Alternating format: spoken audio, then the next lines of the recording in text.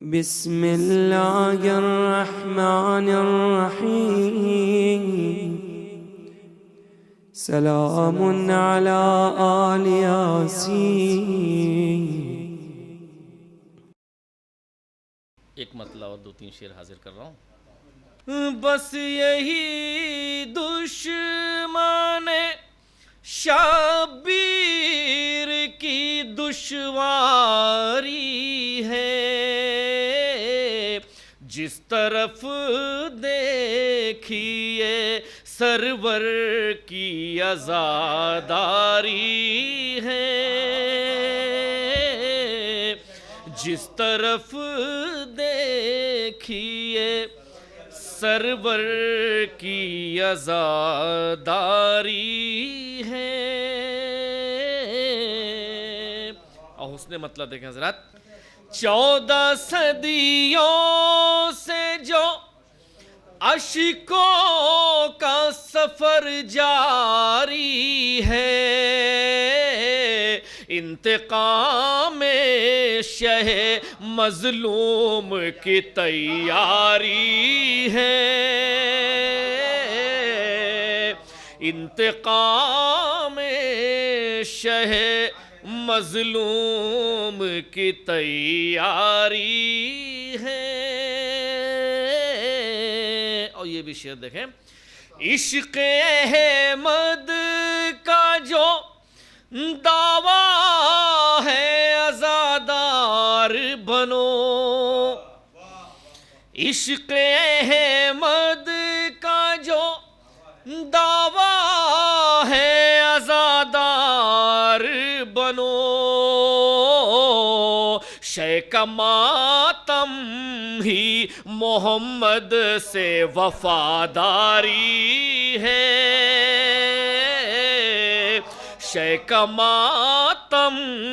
ہی محمد سے وفاداری ہے۔ اور خاک کر دے گی جلا کر یہ ستمگاروں کو، خاک کر دے گی جلا کر یہ ستمگاروں کو،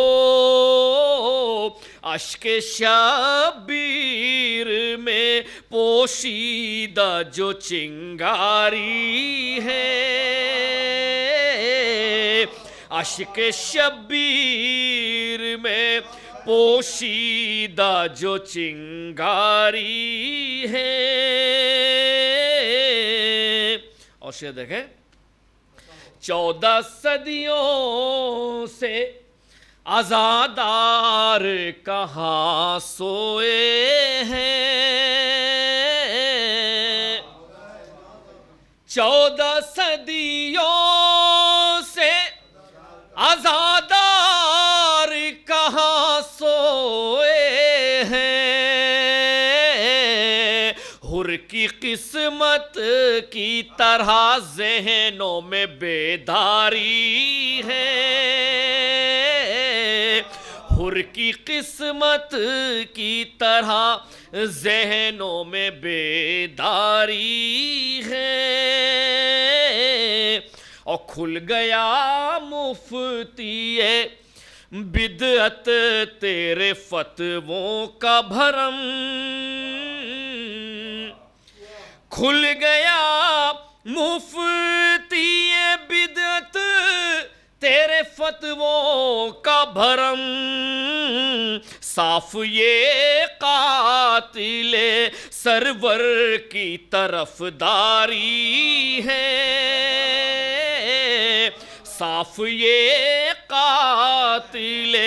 سرور کی طرف داری ہے۔ اور کوئی بھی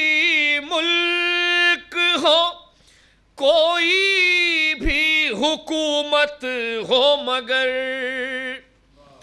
کوئی بھی ملک ہو، کوئی بھی حکومت ہو، مگر اب بھی عباس دلاور کی علمداری ہے، اب بھی عباس دلاور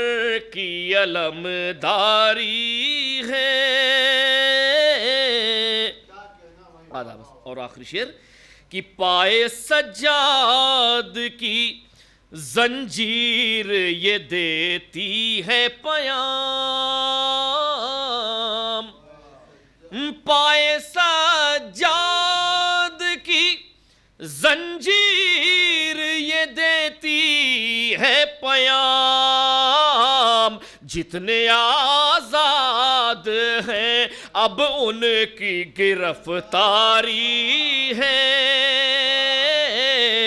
جتنے آزاد ہیں اب ان کی گرفتاری ہے، اور جس طرف دیکھیے فیاض عزاخانے ہیں، جس طرف دیکھیے فیاض عزاخانے ہیں، ایسا لگتا ہے کہ سرور کی زمینداری ہے، ایسا لگتا ہے کہ سرور کی زمینداری ہے، بس یہی دشمن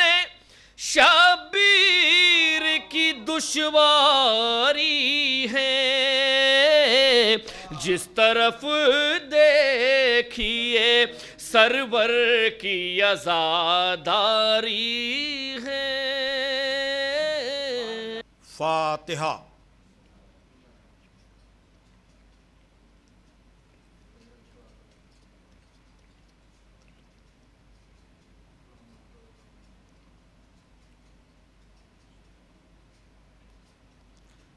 اعوذ باللہ من الشیطان اللعین الرجیم، بسم اللہ الرحمن الرحیم،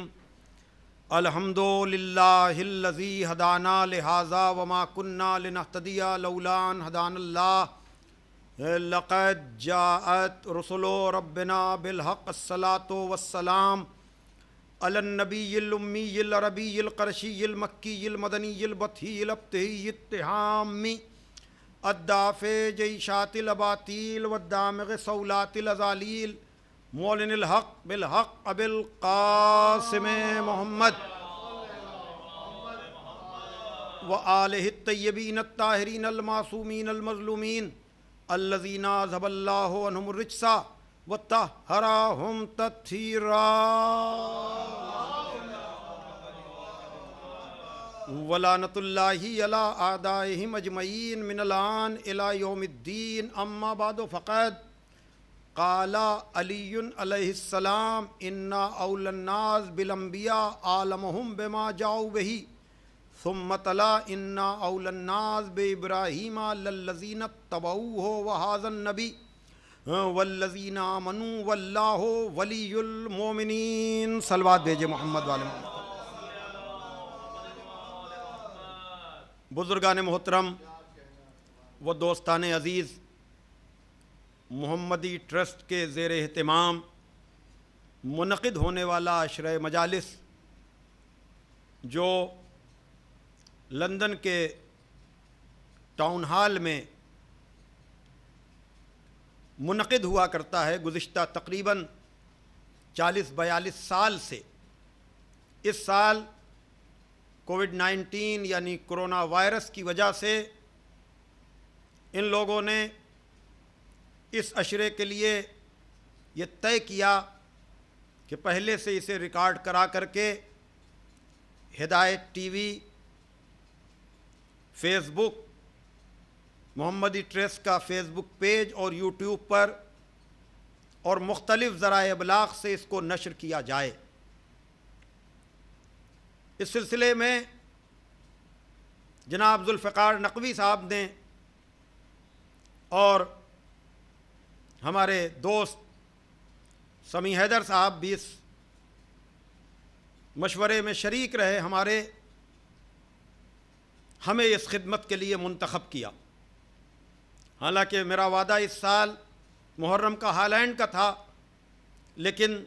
کووڈ-19 کی وجہ سے جون ہی میں اندازہ لگ گیا تھا کہ سفر کی مشکلات ہوں گی۔ طے تو یہ پایا تھا کہ اگر حالات سازگار ہوئے تو میں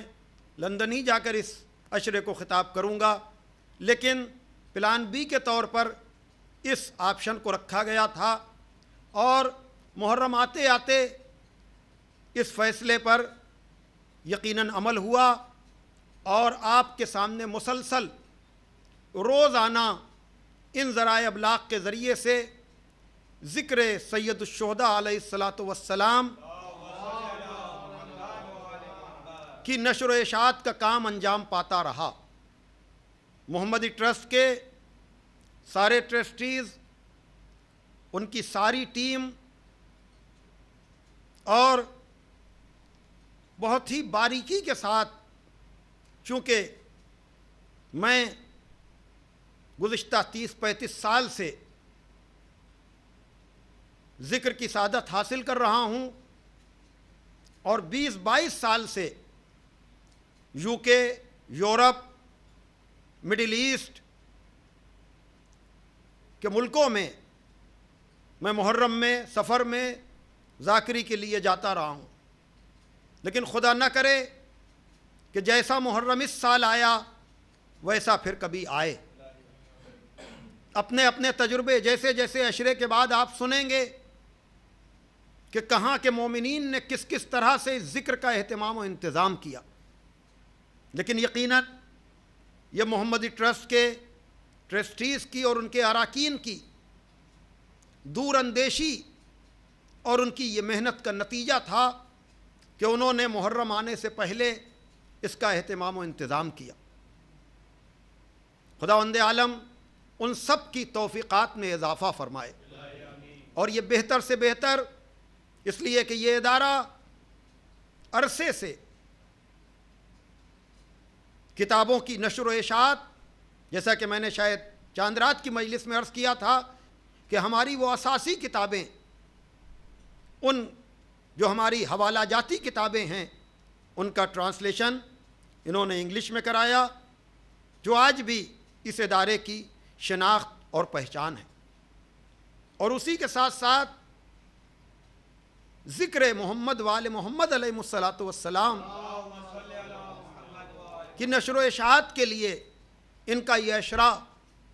لندن جیسے شہر میں ایک مرکزی اور یادگار حیثیت رکھتا ہے۔ خداوند عالم سے دعا ہے کہ آئندہ برس اسی طرح سے مجالس ہوں، اس سے بہتر طرح سے ہوں جیسے ہوتی تھیں، لیکن ہمارے ساتھ یہاں پر یہ جو مجالس آپ حضرات تک پہنچتی رہیں، یہ ہمارے غریب خانے یعنی حسینیہ ابو الفضل العباس سے، رائے بریلی انڈیا سے ریکارڈ ہو کر کے، اور اس میں اگر آپ کے سامنے آنے والے جو نظر آ رہے تھے محترم جناب فیاض رائے بریلوی صاحب، جو منظوم نذرانہ عقیدت قبل مجلس بھی پیش کر رہے تھے اور بہترین نوحہ خوانی بھی کر رہے تھے، اسی کے ساتھ ساتھ جناب اظہار حیدر زیدی صاحب کے نوحے بھی آپ نے سماعت فرمائے، اور جناب علی یزدہ رضوی صاحب نے بھی، لیکن اسی کے ساتھ ساتھ کچھ نان مسلم لوگوں کا بھی اس میں کوآپریشن ہے۔ یقیناً ان لوگوں نے پیچھے رہ کر کے، چاہے وہ ریکارڈنگ کرنے والے ہوں، چاہے وہ مکسنگ کرنے والے ہوں، چاہے وہ ایڈیٹنگ کرنے والے ہوں، ان میں سے ہمارے پنڈت نونیت جی اور ہمارے کوشل جی، ان لوگوں نے پوری طرح سے، یہ آسان کام نہیں تھا، لیکن بہرحال محرم نہ ہوتے ہوئے بھی یہاں یہ ماحول بنایا گیا، اور میں کہہ سکتا ہوں کہ سر چھپاتا ہوں جہاں میں، وہ میرا گھر کب ہے، سر چھپاتا ہوں جہاں میں، وہ میرا گھر کب ہے، تیرے کنبے کا آزا خانہ ہے، گھر نام کا ہے۔ سر چھپاتا ہوں جہاں میں، اور یقیناً رمضان المبارک سے لے کر اب تک کووڈ-19 اور کورونا کی وجہ سے ہمارے گھر میں ذکر میں اضافہ ہوا، کمی نہیں ہوئی۔ ہم نے ماہ مبارک رمضان میں بھی تقریباً 20-25 تقریریں یا حسین.com کے فیس بک پیج پر نہج البلاغہ اور مولا کائنات کے حوالے سے کی، لیکن اس وقت سے لے کر اب تک شاید ہی کوئی دن خالی رہا ہو یا چند دنوں کا گیپ رہا ہو مسلسل۔ تو میں یہ اشعار جو پڑھ رہا ہوں کہ سر چھپاتا ہوں جہاں میں، وہ میرا گھر کب ہے، تیرے کنبے کا آزا خانہ ہے، گھر نام کا ہے، یوں تو جنت سے بھی مہنگا ہے میرا عشق عزا، یوں تو جنت سے بھی مہنگا ہے میرا عشق عزا، ہاں اگر تجھ کو پسند آئے تو بے دام کا ہے۔ ہاں میں پھر کہوں گا، اور بلکہ میں تو یہاں تک کہوں گا کہ ہمارے جو یہ کیمرہ مین ہیں یا اور لوگ جو ہیں نان مسلم، ان لوگوں نے کربلا تاریخ کے آئینے میں ہم نے ان کو کتاب دی جس کا ترجمہ ہوا کربلا اتہاس کے درپڑ میں، ان لوگوں نے پڑھا سمجھا، اور ان مجالس کے دوران میں آپ کو بتا رہا ہوں ان لوگوں پر بھی وہ تاثر سرکار سید الشہداء کی مظلومی کا طاری ہوتا رہا، اور میری کجمج بیانی سے ان لوگوں نے اس مظلومی کو اپنے اندر محسوس کیا۔ میں تو چاہوں گا کہ ان کا انٹرویو بھی ہو جو ہدایت ٹی وی اور مختلف ذرائع ابلاغ پر نشر کیا جائے کہ آج بھی ذکر حسین لوگوں کو اپنی طرف کھینچ رہا ہے۔ اس لیے کہ میرا موضوع کیا تھا؟ عزاداری اور حالات حاضرہ۔ تو یقیناً عام حالات میں شاید کم جگہوں پر یہ تجربہ کیا گیا ہو کہ پہلے سے ریکارڈ کرا کر کے، لیکن اس تجربے سے ذکر میں اضافہ ہوا، ذکر میں کمی نہیں ہوئی، معرفت کا دائرہ بڑھا، معرفت کا دائرہ کم نہیں ہوا۔ بہرحال باتیں بہت تھیں، اور میں جانتا ہوں کہ سینکڑوں اور ہزاروں کے مجمع میں پڑھی جانے والی مجلس کا تاثر اور ہوتا ہے، اور قبل محرم کی مجالس، اور وہ بھی 5-7 لوگوں میں، یقیناً یہ امتحانی کام تھا، کمیاں بہت تھیں، کوتاہیاں بہت تھیں، مجھے اس کا پوری طرح سے احساس ہے، اور میں یہی کہہ سکتا ہوں کہ جناب زہرا صلوات اللہ علیہا کے حضور اگر ہم سب کی اس نظر کو، اس عقیدت کے اظہار کو، چاہے وہ نوحہ خان ہو، چاہے وہ پیش خان ہو، چاہے مجھ جیسا آخیر ہو، یہ قبول ہو جائے تو یقیناً یہی ہمارے لیے شرف ہے۔ تو میں نے عرض کیا عزاداری اور حالات حاضرہ، گفتگو کا ذریعہ مولا کائنات غالب علی کل غالب، مطلوب کل طالب، حضرت علی ابن ابی طالب علیہ الصلاۃ والسلام کی زبان مبارک پر جاری ہونے والے الفاظ آپ کو اب تو یاد ہو گیا ہوگا سنتے سنتے کہ نہج البلاغہ مولا کائنات کے ہاتھ کی لکھی ہوئی کتاب نہیں ہے، بلکہ آپ کے بکھرے ہوئے کلام کو 400 ہجری کے قریب سید رضی علیہ الرحمہ نے جمع کیا اور اس مجموعے کا نام نہج البلاغہ رکھا۔ اگر آپ نے وقت نکال کر، ہر زبان میں آپ کو نہج البلاغہ مل جائے گی، میری گزارش پر نہج البلاغہ سے اپنے رشتے کو جوڑا تو آپ کو دنیا سے پھر شکوہ نہیں ہوگا، آپ کو اپنے مسائل کا حل نہج البلاغہ میں نظر آئے گا۔ 238 خطبے ہیں اس میں، چھوٹے اور بڑے سب طرح کے، 79 یعنی خطوط عہد نامے اور وصیت نامے، اور تقریباً 500 حکیمانہ اقوال، جن میں کی بہت سی چیزیں میں پڑھنا چاہتا تھا، لیکن وقت کی تنگی تو نہیں کہہ سکتا ہوں میں، لیکن جتنا وقت میرے پاس 35-40 منٹ کا جو معین کیا گیا تھا، اس میں مجھے بہت سے موقعوں پر تنگی وقت کا احساس ہوا۔ اور سننے والے مجھے جانتے ہیں کہ میں جس موضوع پر یا جس کلمہ مولا کائنات کو گفتگو کا ذریعہ بناتا ہوں، انہی کلمات کے ذیل میں پھر 2 مہینے 8 دن میں مجالس پڑھتا ہوں، اور انشاءاللہ آئندہ بھی جس ذریعے سے بھی میں مجالس پڑھوں گا انہی الفاظ کو میں ذریعہ بناؤں گا۔ یہ کلمہ حکمت کا 96 نمبر کا کلمہ، جس میں مولا کائنات کا ارشاد گرامی کہ بے شک انبیاء سے زیادہ قریب وہ لوگ ہیں جو ان کی لائی ہوئی باتوں کا زیادہ علم رکھتے ہیں یا ان کی لائی ہوئی باتوں پر زیادہ عمل کرتے ہیں۔ اور پھر آپ نے قرآن مجید کی 68ویں آیت پڑھی کہ جس میں ارشاد ہو رہا ہے کہ اِنَّ أَوْلَى النَّاسِ بِإِبْرَاهِيمَ الَّذِينَ اتَّبَعُوهُ، بے شک ابراہیم سے زیادہ قریب وہ ہے جو ان کا اتباع کرے، اور یہ نبی اور صاحبان ایمان، اور خدا مومنین کا ولی ہے۔ جیسا کہ میں نے عرض کیا، میں بہت سی باتیں عرض کرنا چاہتا تھا، لیکن آج میں کہہ رہا ہوں کہ میں خصوصی طور پر استفادہ کرنا چاہتا تھا علامہ رشید ترابی مرحوم کی ان تقاریر سے جو آپ نے سورہ ابراہیم کی تفسیر بیان کرتے وقت تقریباً 27-28 تقریریں کی۔ میں تو کچھ نہیں بیان کر سکا، زیادہ وہاں سے استفادہ بھی نہیں کر سکا، لیکن ان کی یہ تقریریں یوٹیوب پر موجود ہیں۔ اگر ساری نہ صحیح تو کم سے کم اس تفسیر اور اس سورہ ابراہیم کے مقدمے کے لیے انہوں نے جو 5 تقریریں کی ہیں، اگر آپ انہیں سن لیں گے تو آپ کو عظمت ابراہیم و اسماعیل کا بھی پتہ چلے گا، اور آل محمد کا جناب ابراہیم و اسماعیل سے ربط کیا ہے آپ کو اس کا بھی اندازہ ہوگا۔ اور یقیناً میں چاہوں گا کہ مجھ جیسے کجمج بیاں کو تو سنتے ہی ہیں آپ، مجبوری ہے، لیکن علامہ رشید ترابی جیسے ان خطیبوں کی جو تقریریں محفوظ ہیں انہیں غنیمت جانیے، ان کو سنیے، تاکہ آپ کو خطابت کے کمال کا پتہ چلے۔ اس لیے کہ یقیناً یہ ہمارا وہ لاجواب و بے مثال خطیب جس کے یہ اشعار، ویسے تو پوری نظم کہہ لیں آپ یا پورا کلام و سلام کہہ لیں، لیکن 2 شعر میں خالی پڑھوں گا آج، اور وہ یہ کہ مجبور تیرے ذکر سے ہیں ذکر نہیں اور،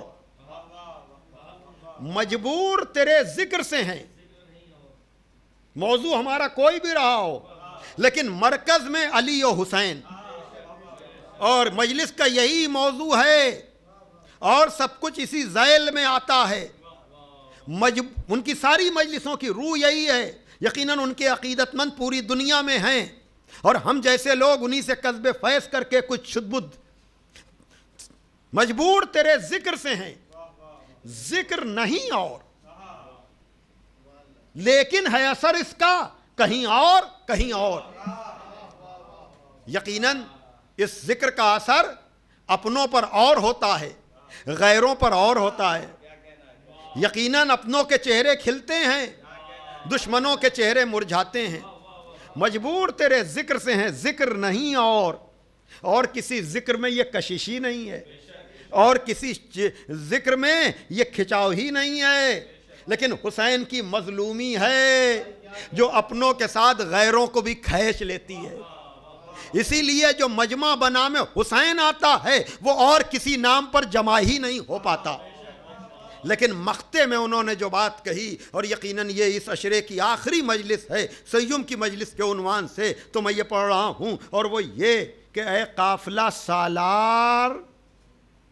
ترابی پہ کرم ہے۔ دیکھیے دعا نہیں ہے، یہ شکر کی منزل ہے۔ یقیناً یہیں سے آل محمد کے در سے وابستگی کا پتہ چلتا ہے۔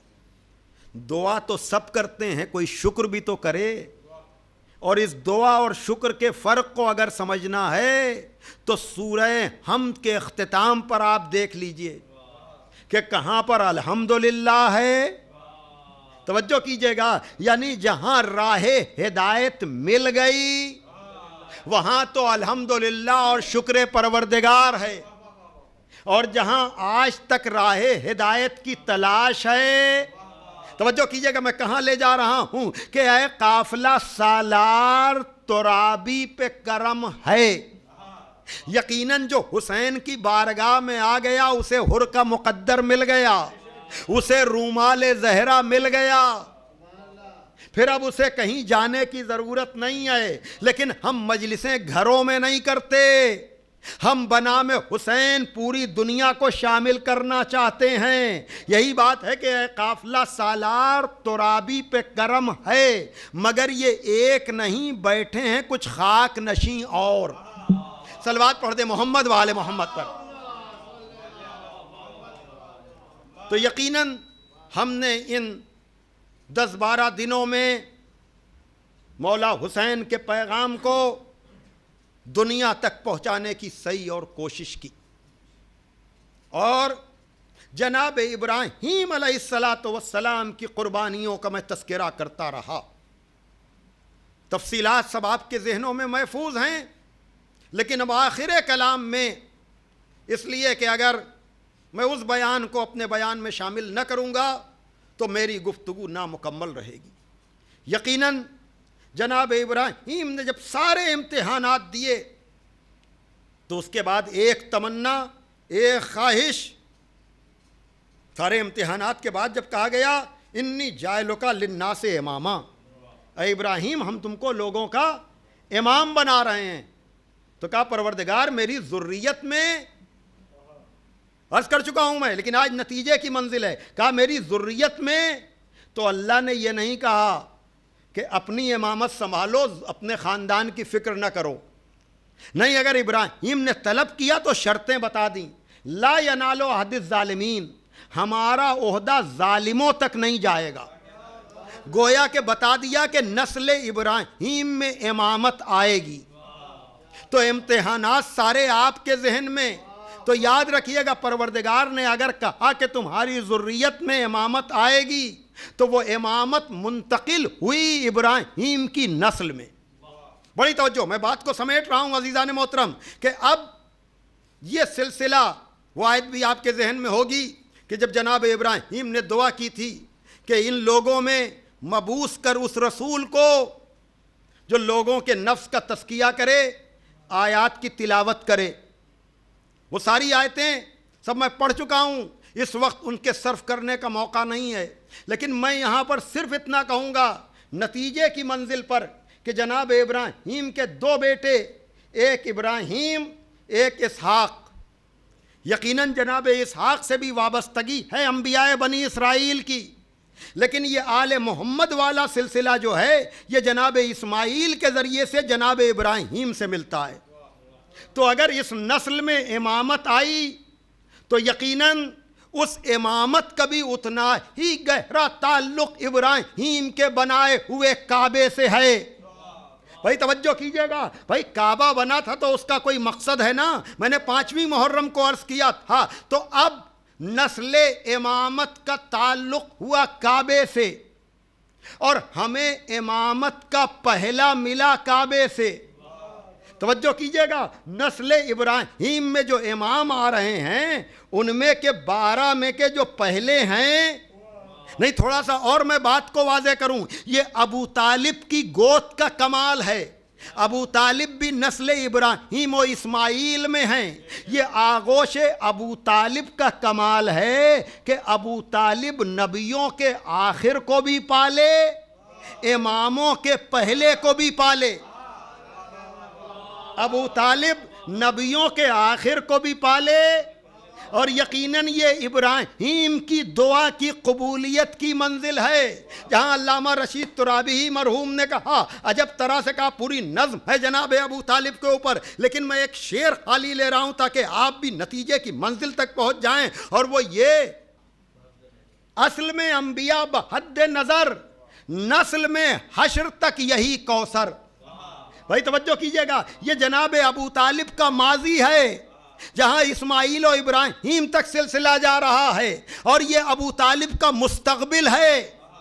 توجہ کیجئے گا کہ قیامت تک جا رہا ہے. تو آئیے بیان کو میں سمیٹ رہا ہوں. وہ سارے امتحانات کے بعد پروردگار کا اعلان کہ ہم تمہیں امامت عطا کرتے ہیں، اور جناب ابراہیم کا یہ کہنا کہ میری ذریت میں کیا ہوگا، اور جناب ابراہیم کے 2 بیٹے، یہ عیسیٰ والی نسل جا کے ملتی ہے جناب اسحاق کے ذریعے سے،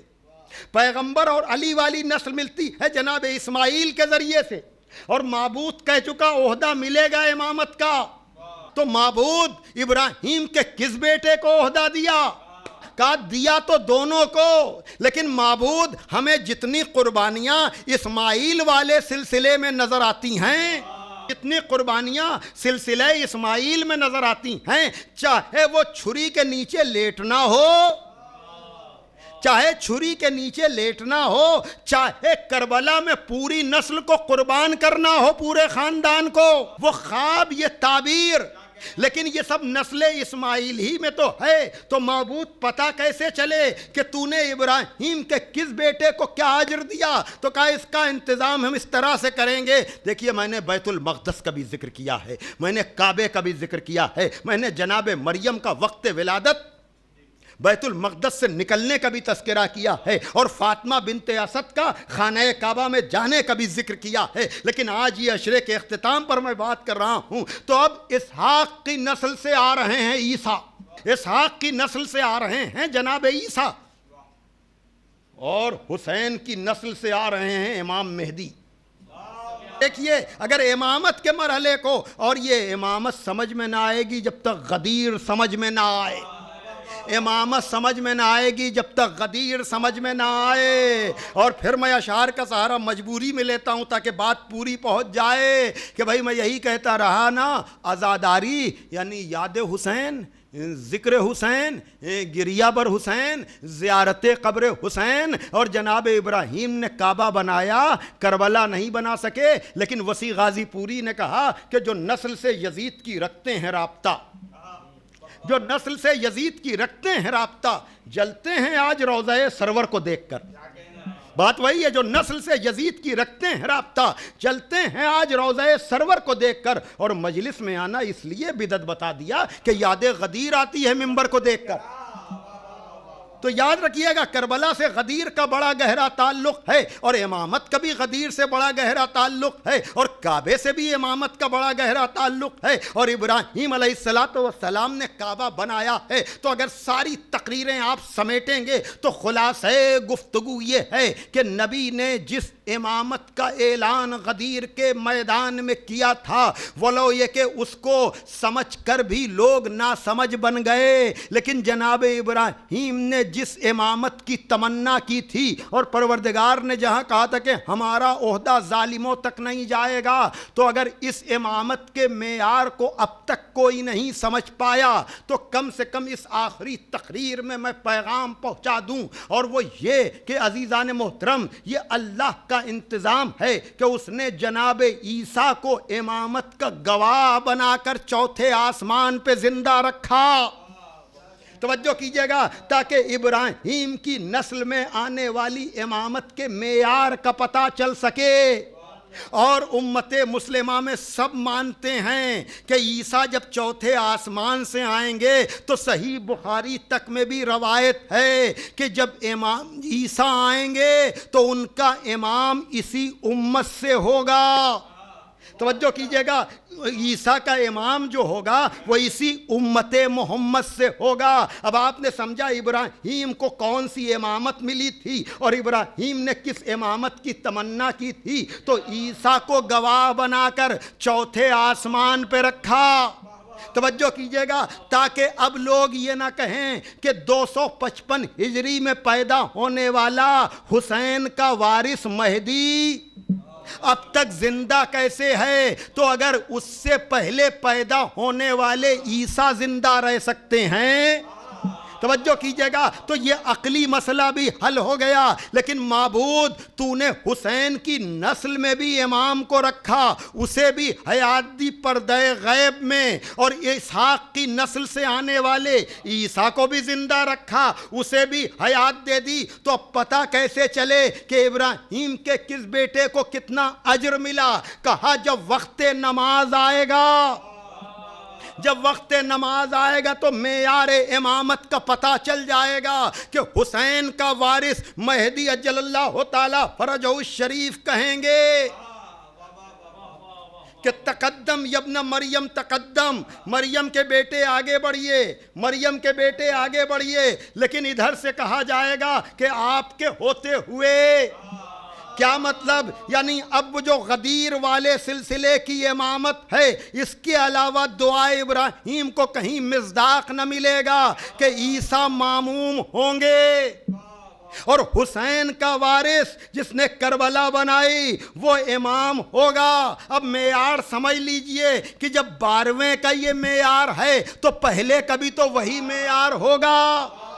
پہلے کبھی تو وہی معیار ہوگا۔ ہاں عزادارو، اب عیسیٰ ہیں کون؟ یہ ہیں نسل ابراہیمی سے، اسحاق والے سلسلے سے۔ یہ صاحب شریعت بھی ہیں، صاحب کتاب بھی ہیں، اولو العزم بھی ہیں، لیکن اتنی عظمتوں کے بعد بھی یہ ماموم ہوں گے، امام نہیں۔ تو جب امامت کے آخری کا یہ معیار ہے کہ وہ عیسیٰ جیسے نبی کے پیچھے نماز نہیں پڑھ سکتا، تو اس آخری کے پہلے کا معیار کیا ہوگا؟ یا یوں کہہ دوں کہ جس عیسیٰ کے پیچھے امامت کا آخری نماز نہیں پڑھ سکتا، اس سلسلہ امامت کا پہلا کسی ایسے ویسے کی بیعت کیا کر لے گا؟ صلوات پڑھ دیں محمد و آل محمد پر۔ بس عزیزان محترم، مطالب تو بہت تھے، لیکن میں یہیں پر اپنے بیان کو اب اختتام کے باب میں لے جا رہا ہوں، یہ کہتے ہوئے کہ میرا شرف کہ تو مجھے جواز افتخار دے، فقیر شہر علم ہوں زکوٰۃ اعتبار دے۔ میں جیسے تیسے ٹوٹے پوٹے لفظ گڑھ کے آ گیا کہ اب یہ تیرا کام ہے، بگاڑ دے، سنوار دے۔ یقیناً میں نے اپنے طور پر کوششیں کیں اور آپ تک اپنے بیان کو پہنچایا۔ یقیناً یہ جناب ابراہیم و اسماعیل کی قربانیوں کو خراج عقیدت ہے جو حج کی عبادت کی شکل میں ادا کیا جاتا ہے، اور یہ سرکار سید الشہداء امام حسین علیہ السلام کی قربانی کو خراج عقیدت ہے جو محرم، سفر یا سال بھر مجالس اور عزاداری کی شکل میں انجام دیا جاتا ہے۔ اگر آپ نے خواب اور تعبیر کے فرق کو سمجھ لیا، ابتدا اور انتہا کے فرق کو سمجھ لیا، اور کعبے اور کربلا کے فرق کو سمجھ لیا، تو یقیناً ان بگڑے ہوئے حالات میں ہونے والی مجالس اور عزاداروں کا ذوق، شوق، جذبہ، جیسا کہ میں نے شروع میں کہا کہ اس سال کا محرم تاریخی محرم اس اعتبار سے کہ کس کس طرح سے لوگوں نے اس ذکر کے اہتمام کی کوشش کی، یقیناً یہ تاریخ کا حصہ بنے گا، اور ہر آدمی اپنے اپنے تجربے بتائے گا جیسے جیسے وقت گزرے گا، اور لوگ بتائیں گے کہ ہم نے اس سال 7ویں کا جلوس، 8ویں کا جلوس،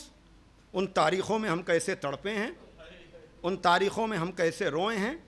یقیناً ساری دنیا میں مسائل رہے ہیں، اور عزاداروں نے، تاریخ گواہ ہے کہ ہم نے بنی امیہ کے دور میں بھی عزاداری کی، ہم نے بنی عباس کے دور میں بھی عزاداری کی، لیکن اس وقت ہمیں ان دشمنوں کی سزاؤں سے ہمیں کوئی چیز روک نہیں پائی۔ لیکن اس کووڈ-19 نے صرف اس لیے کہ احکام شریعت اور شریعت کا جو حکم ہے کہ جیو اور جینے دو، نہ خود اپنے کو نقصان پہنچاؤ اور نہ دوسرے کو نقصان پہنچاؤ، لیکن عزاداری میں نے عرض کیا یعنی رونا، رولانا اور سوگوار شکل اختیار کرنا۔ یقیناً حدیثوں میں موجود ہے کہ آہو واویلا کرنا، اپنے بدن پہ خراش ڈالنا منع کیا گیا ہے، لیکن سرکار سید الشہداء کے لیے، امام جعفر صادق علیہ السلام، اس لیے کہ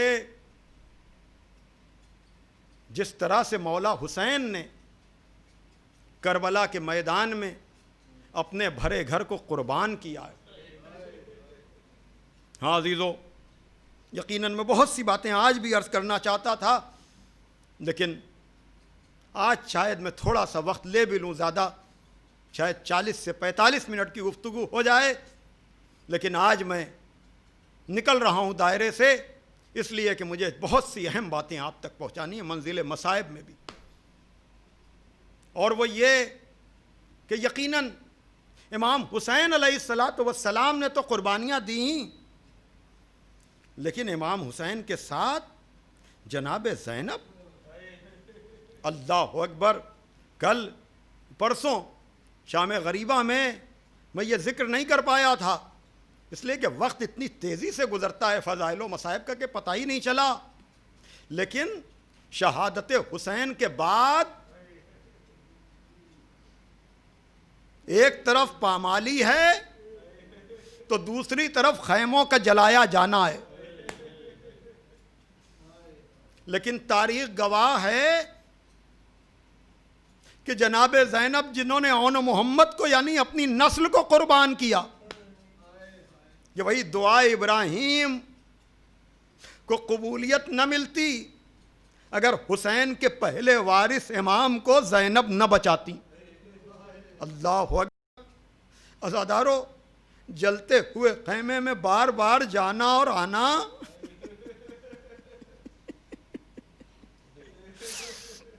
ان چیزوں کا لکھنا آسان ہے، سننا آسان ہے، پڑھنا آسان ہے، فطرت انسان ہے، آگ لگتی ہے تو آدمی باہر کی طرف آتا ہے، لیکن جب وہاں ظالموں نے خیموں میں آگ لگائی تو جناب زینب بار بار خیمے کی طرف جاتی ہیں، اور آخر میں دیکھنے والے نے دیکھا کہ یہ شہزادی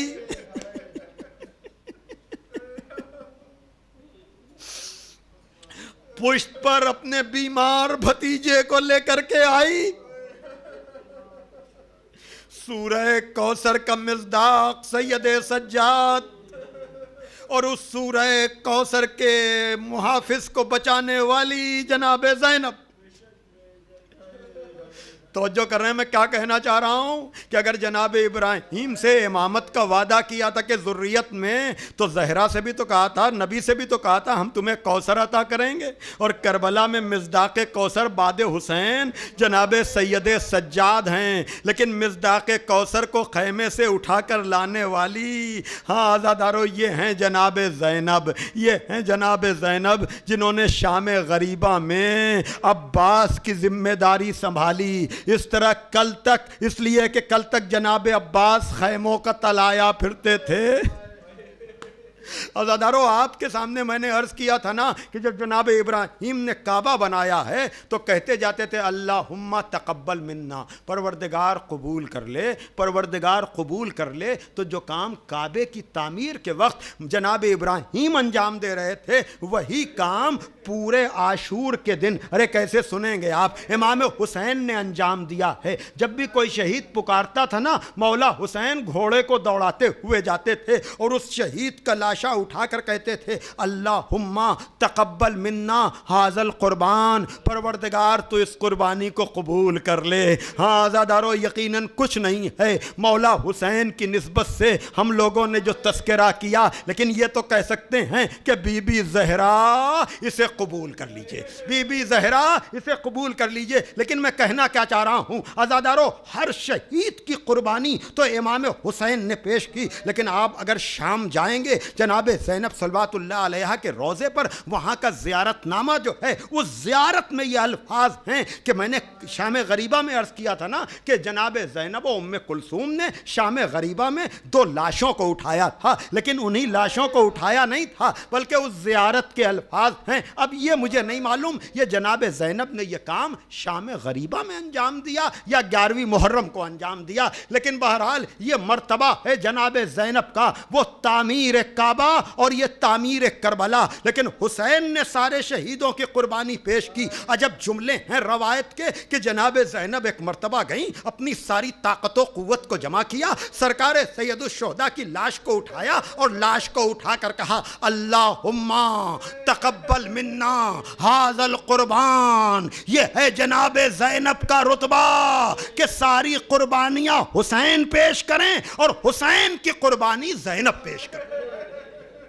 اللہ اکبر۔ ہاں آزادارو، اب مجھے نہیں معلوم یہ شام غریباں کیسے گزری، صبح کیسے آئی، لیکن اب 11ویں محرم کو، ہاں آزادارو آپ کو پتا ہے نا یہ سیوم کی مجلس کیوں ہوتی ہے؟ یعنی گزرنے والے کے تیسرے دن تعزیت دینے والے جمع ہوتے ہیں۔ جزاکم ربکم۔ بس میں اپنے بیان کو اب اور آگے نہ بڑھاؤں گا۔ آپ کو پتا ہے نا جب مولا حسین نے بنی اسد سے زمین کو خریدا تھا تو یہ کہا تھا نا کہ دیکھو ہم تمہیں یہ زمین ہبہ کرتے ہیں، لیکن تم سے یہ کہنا ہے کہ ہماری شہادت کے بعد اگر لاشوں کو دفن نہ کیا جائے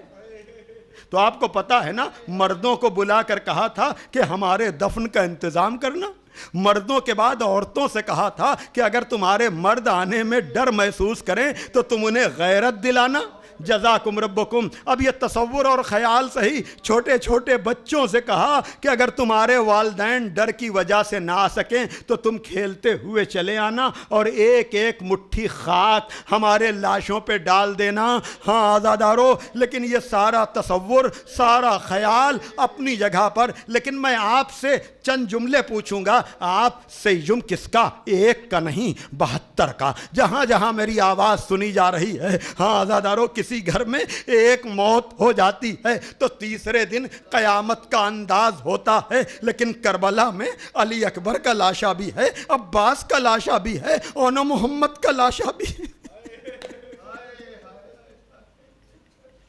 یہ بکھرے ہوئے لاشیں ہیں عزادارو، کیسے سنو گے؟ یہ بکھرے ہوئے لاشیں ہیں۔ ہاں 72 کا سیوم ہے نا، تو آئیے میں مجلس کو تمام تو کرنے جا رہا ہوں، لیکن دیکھیے اب تک آپ کہہ سکتے تھے آج نہیں تو کل رو لیں گے، کل نہیں تو پرسوں رو لیں گے، اب تو یہ اس سلسلے کی آخری مجلس آ گئی۔ ہاں عزادارو، پرسہ وارث غم کو دیا جاتا ہے نا، تو امام زمانہ کو بھی پرسہ دیجئے، جناب زہرا کو بھی پرسہ دیجئے۔ تعزیت کی مجلس ہے نا، تو وارثان غم جو ہیں ان کو تعزیت پیش کیجئے۔ لیکن آپ سنیں گے کربلا میں وارث کون تھا؟ وارث تو سید سجاد تھے نا، کل تک غش میں تھے، لیکن اب معتبر ترین روایتیں یہ ہیں کہ جب مقتل سے یہ قافلہ گزرنے لگا، عزادارو حادثات بہت ہوتے ہیں، لیکن حادثہ ہوتا ہے تو سب کے اوپر وہ اثر ہوتا ہے نا۔ ہائے سجاد کے درد کو کون سمجھے، سجاد کے درد کو کون جانے۔ ہاں عزادارو، آپ دلوں پر ہاتھ رکھ کر بتائیے کہ اس کووڈ-19 میں بھی، اس وائرس میں بھی جو بھی جنازے ہوئے انہیں دفن کیا گیا نا، تعزیت کی رسم تو ادا کی گئی نا۔ ہمارا غم تو یہی ہے کہ کربلا میں شریف ترین لوگوں کی لاشیں پڑی ہوئی ہیں جن کا یہ سیوم ہے۔ جب سید سجاد گزرے تو ایک مرتبہ جناب زینب نے دیکھا کہ چہرے کا رنگ،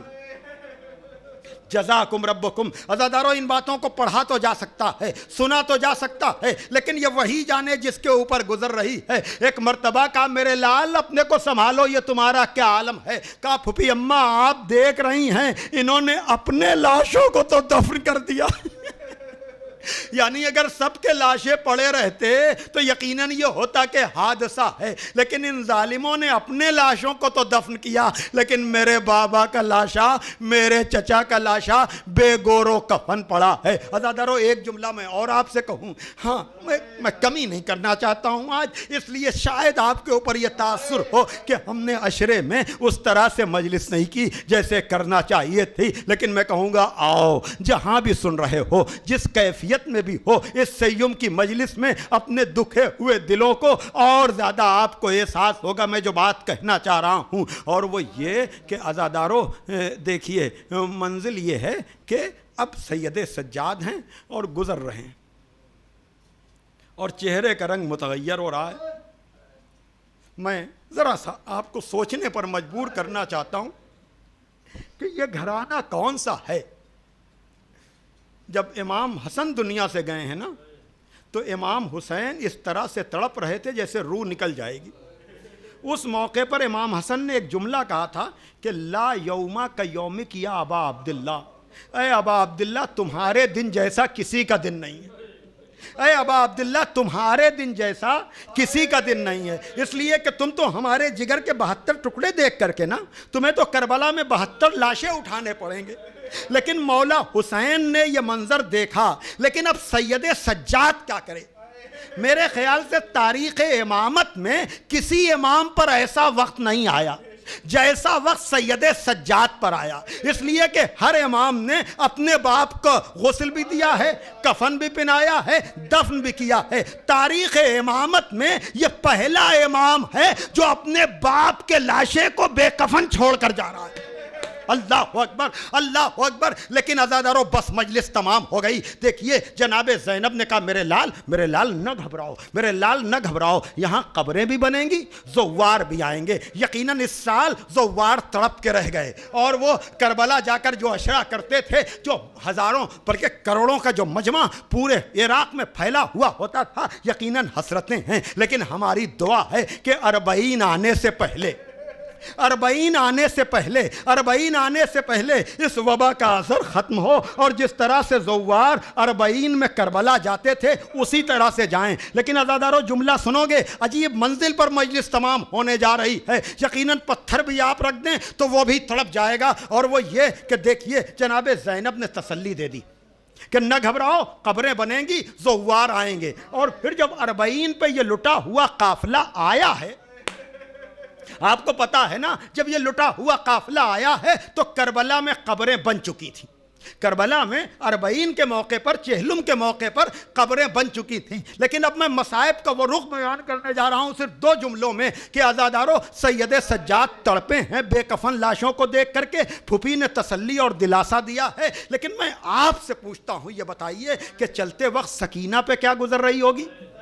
چلتے وقت سکینہ پہ کیا گزر رہی ہوگی؟ سید سجاد کی تڑپ کا تو تذکرہ ہے، لیکن مجھے اتنا بتائیے کہ جب مقتل سے سکینہ گزر رہی ہوگی سید سجاد کو تو تسلی دے دی کہ نہ گھبراؤ قبریں بنیں گی. لیکن سکینہ سے زینب کیا کہیں؟ اس لیے کہ اس قافلے کے سارے لوگوں نے 40 پہ آ کر ان شہداء کی بنی ہوئی قبریں دیکھی ہیں. لیکن سکینہ تو یہی تصور لے کر چلی گئی کہ میرے بابا کا لاشا بے گور و کفن پڑا ہے. ہاں عزاداروں میں یہ بھی نہیں کہہ سکتا ہوں کہ 11ویں کو بابا کے سینے سے، اس لیے کہ سینے میں اتنے تیر لگے ہیں، یقیناً بابا کے قدموں سے لپٹی ہوں گی سید سجاد نے. لیکن عزادارو یہ بچی یہی خیال لے کر چلی گئی. شاید یہی وجہ ہے قیس سے جناب سکینہ نے چادر بھجوائی تھی کہ پھوپھی اماں میں تو نہیں جا رہی ہوں لیکن میری چادر لیتی جائیے اور کہیے گا بابا سکینہ تو نہیں آئی لیکن اس نے چادر بھیجی ہے. اس لیے کہ جب سکینہ 11ویں کو جا رہی تھی، جب لاشیں بکھرے ہوئے تھے تو سکینہ کے سر پہ چادر بھی نہیں تھی جو آپ کے لاشوں پر ڈالتی. واہ سکینہ، واہ مظلومہ، یہ ہے اس قربانی خلیل کی تعبیر جو کربلا میں بکھری ہوئی لاشوں کی شکل میں. واہ حسینہ، واہ مظلوم. اجڑا ہوا قافلہ چلے زین العباد، اجڑا ہوا قافلہ چلے زین العباد. الوداع شاہ زمان، وقت رخصت آ گیا.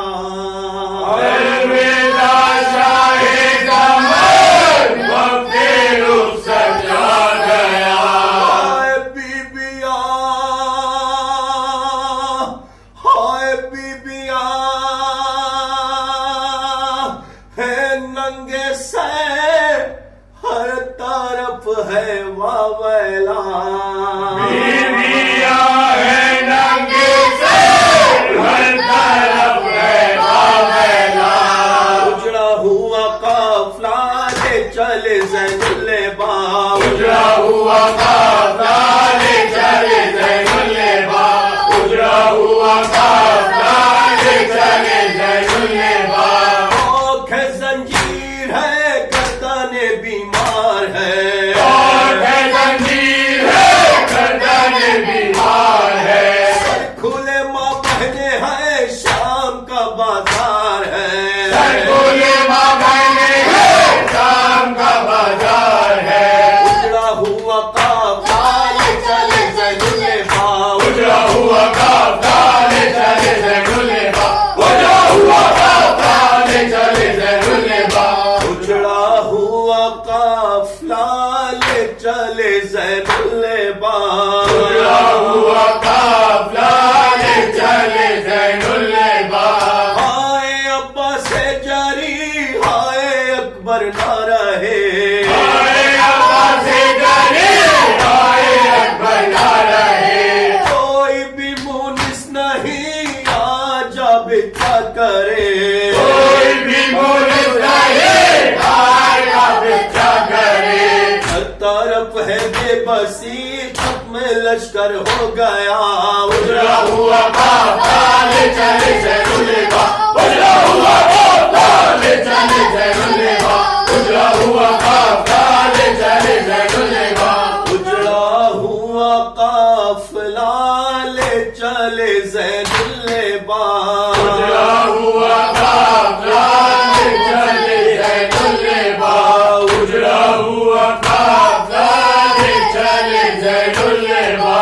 آ گئی بیووں کی شام چل چکے خیمے تمام آ گئی بیووں کی شام چل چکے خیمے تمام سمر کی ہے گلکیاں بنتے شہ تشنا کا سمر کی ہے گلکیاں بنتے شہ تشنا کا نہ کرے بنتے نبی ظلم ہے حسے سوا اجڑا ہوا قافلہ لے چلے زین اللبا اجڑا ہوا قافلہ لے چلے زین اللبا اجڑا ہوا قافلہ لے چلے زین اللبا اجڑا ہوا قافلہ لے چلے زین اللبا اجڑا ہوا قافلہ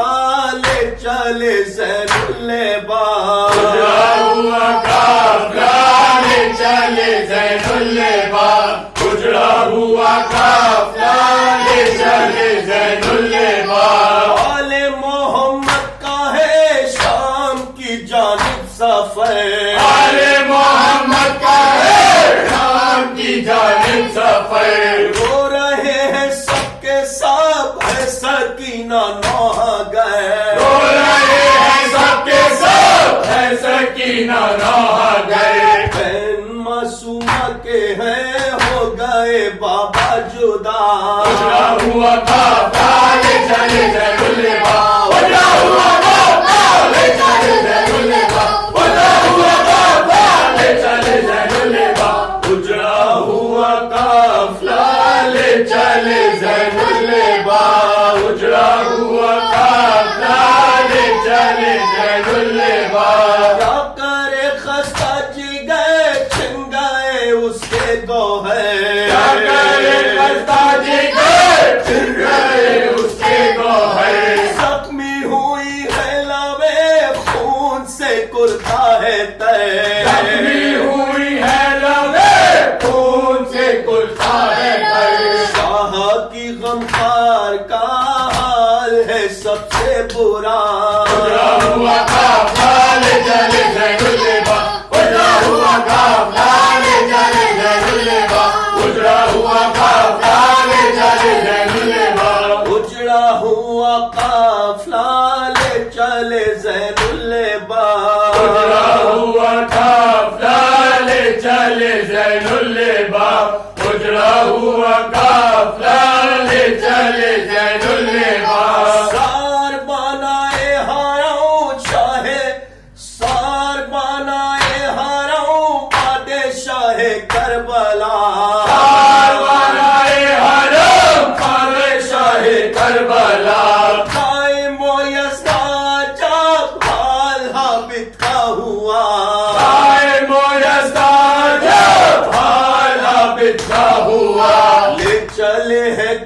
قافلہ